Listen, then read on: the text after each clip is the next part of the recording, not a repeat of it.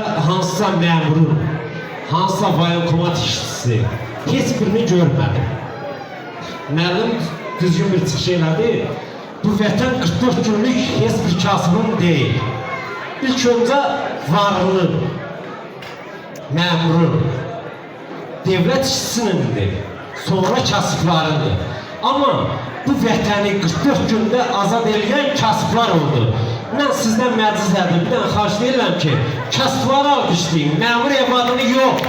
Çünki şəhid olan, qazi olan, veteran olan kasıb uşaqdır.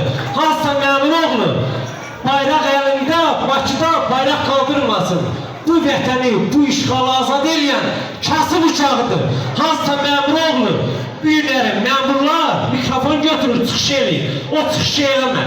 44 gündən mən şahid olmuşam ki, kasıblar, atasızlar, anasızlar bu vətəni azad eləyib.